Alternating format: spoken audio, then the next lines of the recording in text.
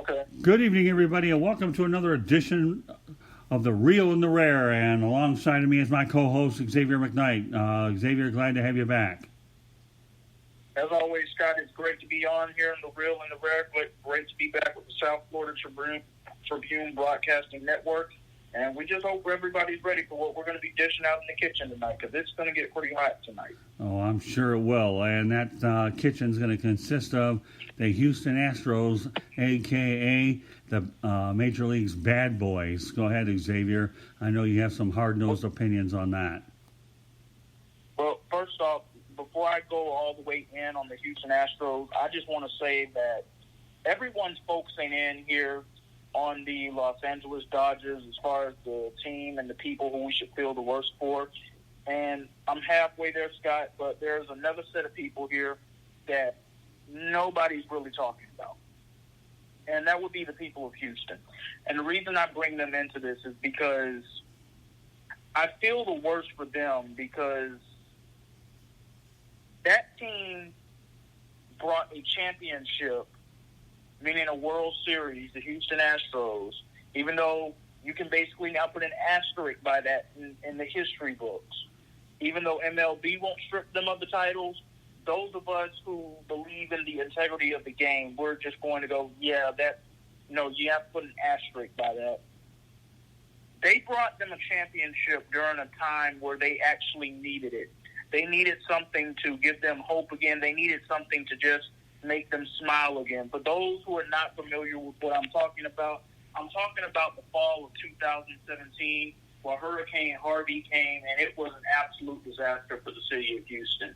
And I didn't think I would ever compare something to the likes of Katrina, and I'm not going to do that here with Harvey either, but it's pretty close.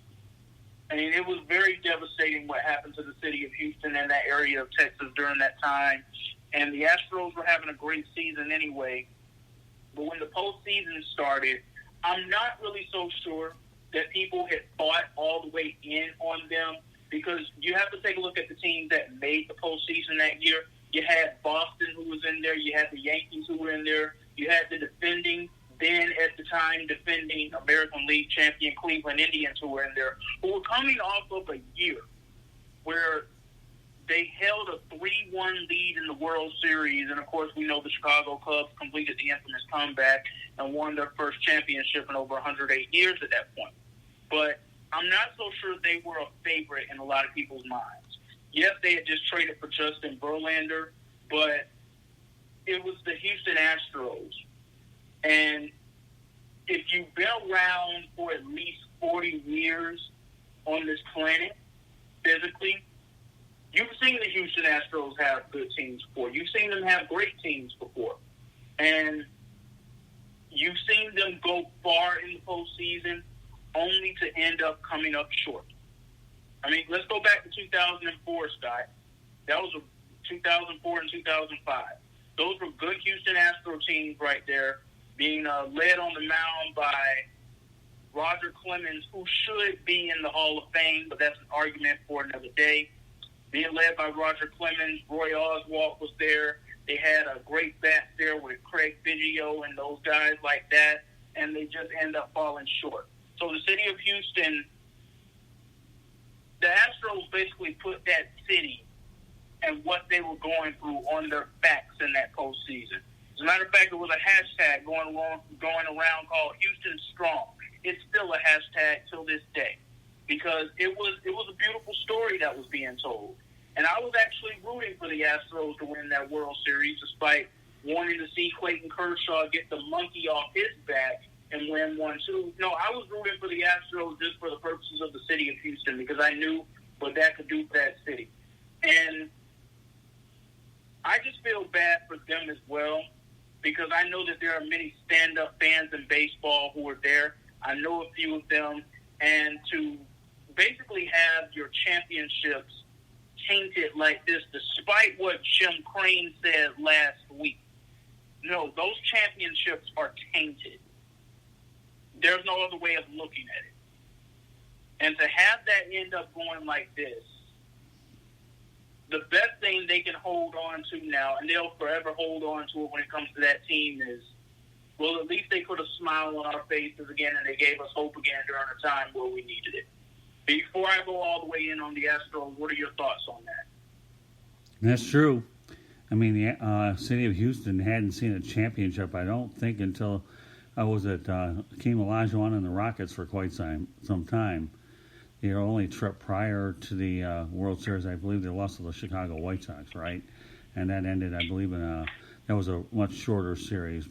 And I think the point you talk about, Hurricane Harvey, stands out above them all. I really do. And, J.J. Watt has been a real trooper. They've had a lot of great players / personalities that have really been the face of that city. But as far as the Dodgers are concerned, you know what? I'm not going to buy the philosophy that they think their championship drought is what it is. Outright, they haven't won a title since 1988, period. And you think I would concede ship, okay, to give them a title because of something like this? No. No way. The Dodgers have to win it on the field, not off the field. That'd be no different than the University of Central Florida Knights claiming that they're the national championships team and proclaiming it on their stadium when in retrospect there's perception and the reality. In their own world they think they are, and the real world on the field they aren't. And I don't believe in proclaiming yourself as a champion because all you're doing basically is trying to make yourself feel better, but nobody really frankly cares. You know what I mean? Well, I do, and I wanted to once again say this before I go all the way in on the Astros and even the other organizations who hired people within the Astros organization who are now suffering as a result of this. I'm going to touch on that as well. Sure. Because that's another huge thing that's a mess of this to me. But here's what I'll say. The Astros and Red Sox should have respectively been stripped of their titles, but with that being said, I don't believe they should have been given to the Dodgers. You just strip them of the titles because they do this in college all the time. When teams or players and coaches go out and they do things that are against the rules, things they're not supposed to do, they strip them of their wins, they strip them of the titles, but they don't give them to the other team. That could have been the same thing here. Now, one of the things that we heard that was going around last week is you had many fans and even a few people in the media who felt like, oh no, suspend the whole team, suspend the whole organization for a year. You can't do that because that throws a lot of things off enough as it is. It's too unbalanced at that point. But, there definitely should have been a better form of discipline for the players who were involved in this as well. And with that being said, before I touch on that, let me just go all the way in on the Houston Astros organization because what a mess that was. You were America's feel-good story. You were the team that, and I remember coming on this show and also coming on the Sports Exchange and saying, the Houston Astros are what many of us thought the Chicago Cubs were going to be under Joe Madden as the manager. And we see how that worked out. They got their one World Series, but that just wasn't good enough for the Cubs management and Cubs ownership. And Joe Madden is now the manager of the Angels. And with that being said, Scott, I do believe that David Ross is going to be a great manager for the Cubs. I believe he's going to do a good job. I believe he has a good roster to work with, guys who have good chemistry with each other. But, that just goes to show you right there. It's like, Joe Madden, as far as we know, they won their championship the hard way. They won it the honest way. And here we were hailing A.J. Hinch as one of the top 5, maybe even top 3 managers in baseball. And look what ends up coming out of this. First off, let me just say this. The MLB got it right. They got it right by suspending him for a year. They also got it right by suspending the general manager, Jeff Luhnow. Jim Crane got it right by firing them. However, I do not believe they deserve a lifetime ban necessarily from baseball. Maybe a 5-year ban for what they did, but not a lifetime ban. But there is someone who was involved in all of this who does deserve that lifetime ban, and that would be Alex Cora, because he's a repeat offender in this incident right here. He was the ringleader of what happened in Houston, And then he was hired by Boston, and they were speculated of doing some things that were cheating and against the game as well during the 2018 season and postseason. And, Scott, let's just think about that for a second.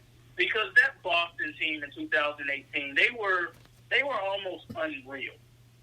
They won 108 games in the regular season, and they were incredible. And they had incredible players. The pitching staff, for the most part, looks like it had finally came together, but we were all waiting for the postseason to come around. And when it came around, we just thought, okay, it's a matter of time until these guys start to crumble. No, that didn't happen that time. David Price put it together in the postseason. That's something I didn't think I would ever see. Purcell put it together in the postseason, and the offense just continued to do everything that they were doing. Now, fast forward to 2019, and just look at how the wheels fell off within the organization and some of the players in there. David Price wasn't even close to the same pitcher.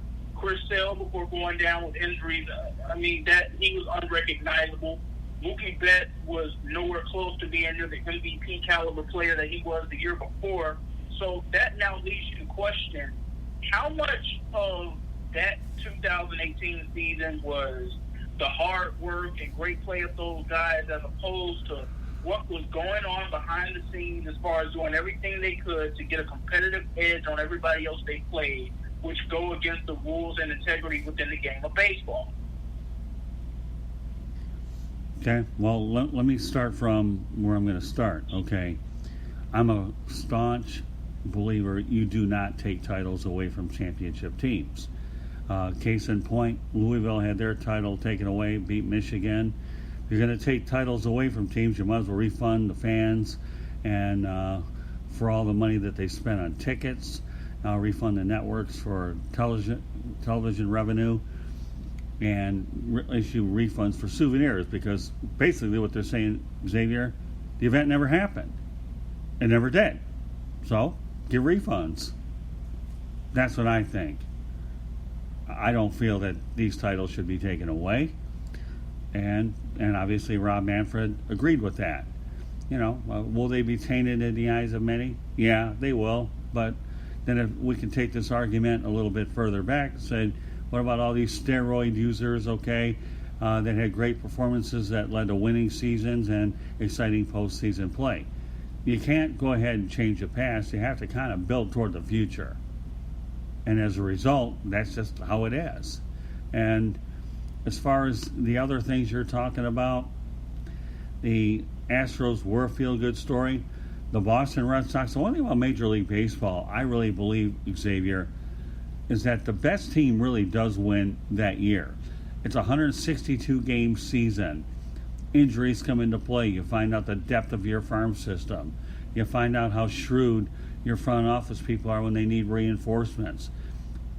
So there are no upsets in Major League Baseball. The best team really does win.